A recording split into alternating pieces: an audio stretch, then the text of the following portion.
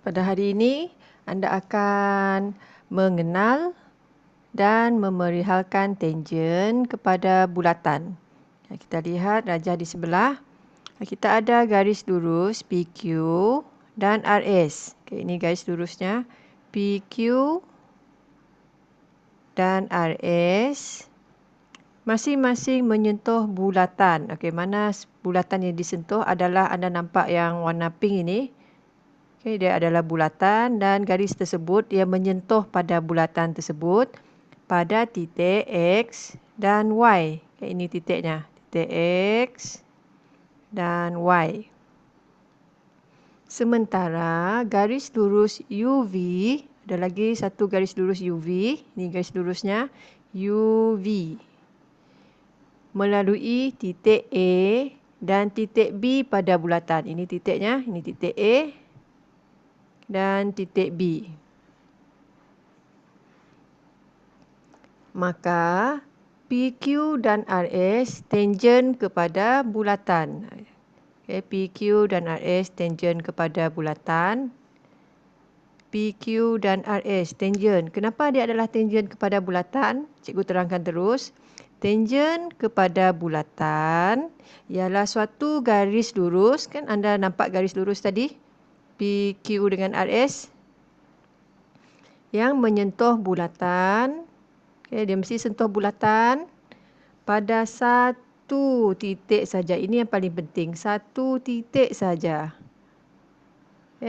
Jadi oleh sebab dia menyentuh pada satu titik, titik tersebut iaitu titik X dan titik XY kita ini, X dan Y kita disebut titik ketangenan.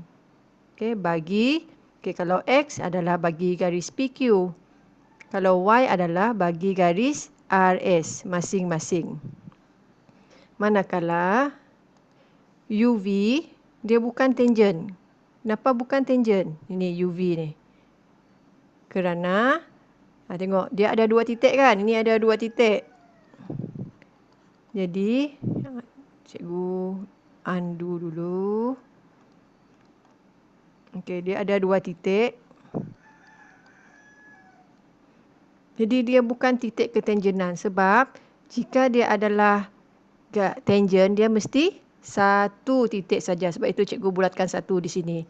Garis UV ni anda lihat dia ada dua. Jadi dia bukanlah tangen kepada bulatan. Itu caranya untuk kena pasti tangen kepada bulatan. Mari kita lihat contoh 14.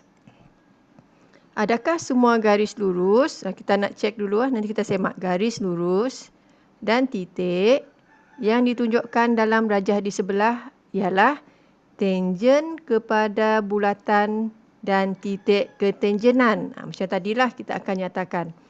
Nyatakan alasan jawapan anda. Mari kita semak PQ dulu. Ini PQ. Ini cikgu bulatkan.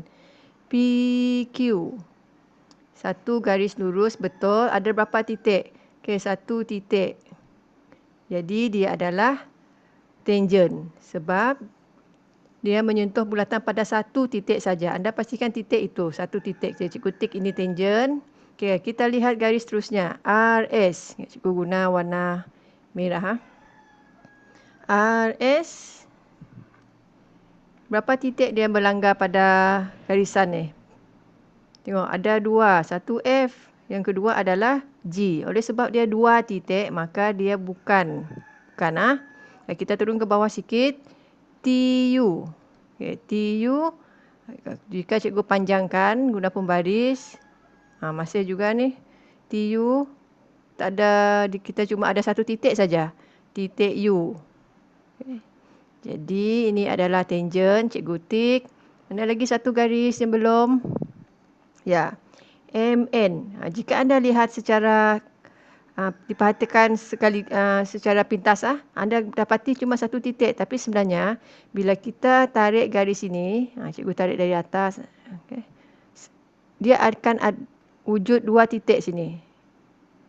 Garis tangen ini anda kena tarik sampai hujung.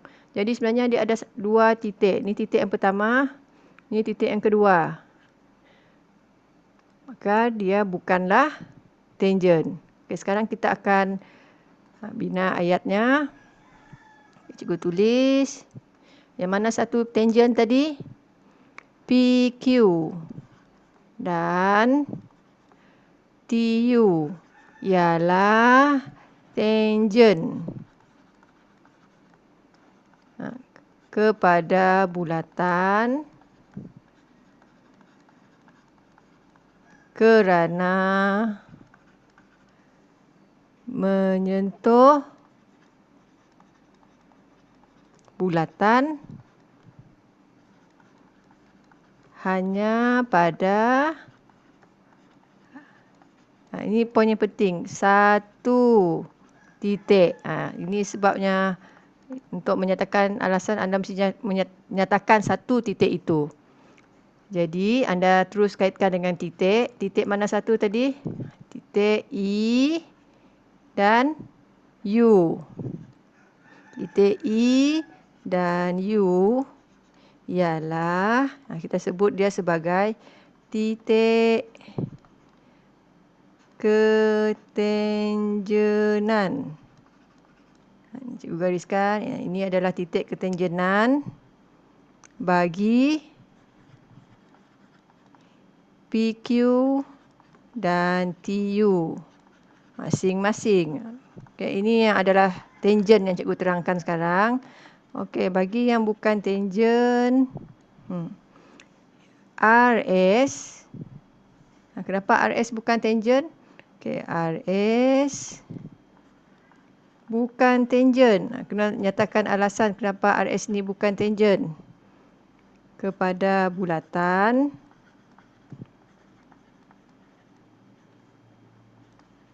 kerana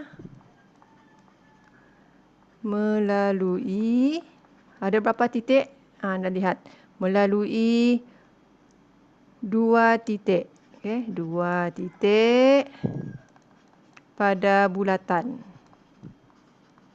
Okey. Maka titik F dan titik C bukan titik ketangenan. Anda teruskan. Anda nanti akan huraikan. Maka titik mana tadi? Titik F dan titik G bukan titik ketangenan bagi RS. Okay, satu lagi garis yang kita dapat lihat sini adalah garis MN. Cikgu sambung sini. MN bukan tangent kepada bulatan. Anda buat seperti tadi ya, bukan tangent kepada bulatan kerana akan menyentuh dua titik pada bulatan. Okey, akan menyentuh dua titik pada bulatan.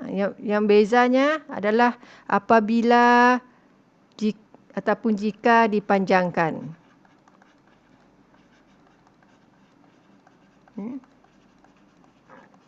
Maka titik M bukan titik ketangenan. Kenapa cikgu letak apabila dipanjangkan? Jika tidak dipanjangkan, anda lihat dia macam ada satu titik saja.